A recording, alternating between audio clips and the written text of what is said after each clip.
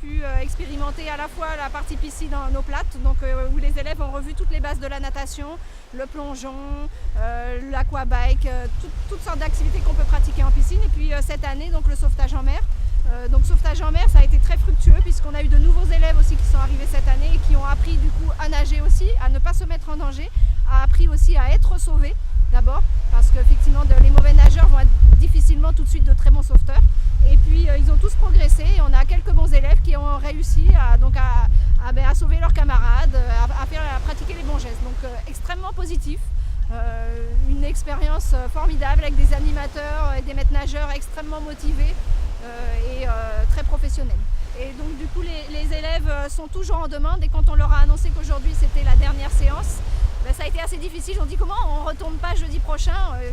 Ils continuent à avoir des choses à apprendre mais on espère continuer donc pour les prochains projets notre coopération avec notre partenariat avec le CNRBT. Bien, c'est un excellent projet déjà pour ces enfants qui sont des enfants particuliers. Nous sommes dans le cadre d'élèves ULIS et des élèves à besoins spécifiques, de leur avoir appris à nager parce que c'est un besoin vital. Ils peuvent aller à la mer et il faut qu'ils puissent se sauver. C'est le savoir nager, on le sait, est une priorité nationale. Le deuxième élément, c'est que le sauvetage pour eux, peut-être qu'ils n'auraient jamais eu accès à ce module s'ils n'étaient pas dans ce dispositif qui a été mis en place avec le collège Joseph Pita et le cercle des nageurs de la région de Basse-Terre. En mer, de plus, ils sont dans le milieu. C'est vrai que nous avons dû nous replier vers la mer, comme vous le disiez, à cause du manque de piscine. Mais nous sommes quand même dans le milieu ambiant et ils peuvent se retrouver à Pâques ou à Pentecôte à la mer. Et là, ils sauront comment agir dans le milieu naturel. Oui, les conditions sont difficiles, mais c'est vrai que tant qu'il y a de la vie, il y a de l'espoir. Les projets nous permettent d'avancer. Les projets, c'est aussi l'objectif qui nous permet d'aller vers l'avant, d'aller de l'avant, je dirais. Et il est vrai que ces projets, par exemple, aujourd'hui, nous sommes sur l'évaluation. Tout projet nécessite le suivi, mais aussi l'évaluation. Aujourd'hui, nous le voyons, nous arrivons à un terme avec ces élèves après 2 ans. Donc, c'est important que d'autres projets voient le jour dans d'autres milieux, peut-être pas sur le sauvetage, mais le secourisme sur terre, le PSC1, mais le sauvetage en mer. Je crois que le nombre de noyés en Guadeloupe nous montre qu'il faut d'autres projets comme ça et un maillage peut-être sur tout le territoire. Oui, tout à fait, c'est vraiment le type de partenariat qu'on recherche parce que ça permet vraiment une ouverture des élèves sur d'autres activités auxquelles ils n'ont pas forcément accès dans leur quotidien. Ça leur montre aussi d'autres professions qui peuvent exister auxquelles ils n'avaient même pas pensé.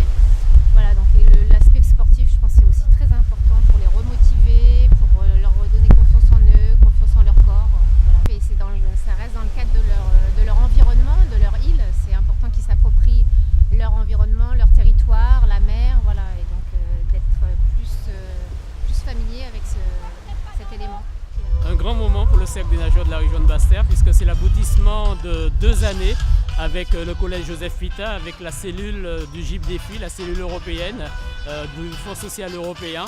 Ils nous ont fait confiance ainsi qu'avec le rectorat, donc l'Académie de la Guadeloupe, la cellule européenne du FSE, du GIP Défi, le collège Joseph Pita ont fait confiance au cercle des nageurs de la région de Basse-Terre.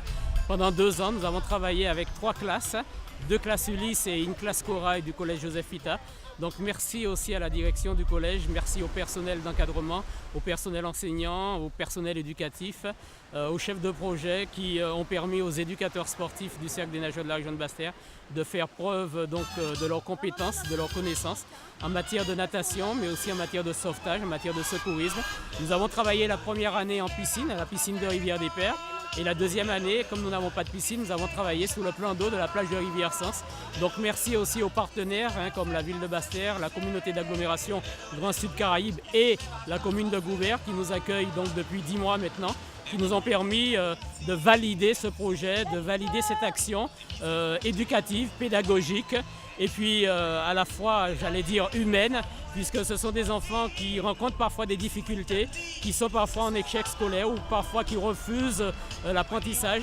Mais on s'est aperçu qu'à travers de tels projets, à travers de telles actions, pendant 2 ans, ça les a motivés. Et aussi bien ils ont réussi à apprendre à nager, à apprendre à sauver, à apprendre à secourir. Ils ont passé des petits diplômes. Ils ont aussi amélioré leur niveau de scolarité et leur comportement au collège. et nous sommes extrêmement heureux et extrêmement fiers d'avoir contribué à ce développement, à cette expansion, à cet épanouissement donc de cette cinquantaine de collégiens.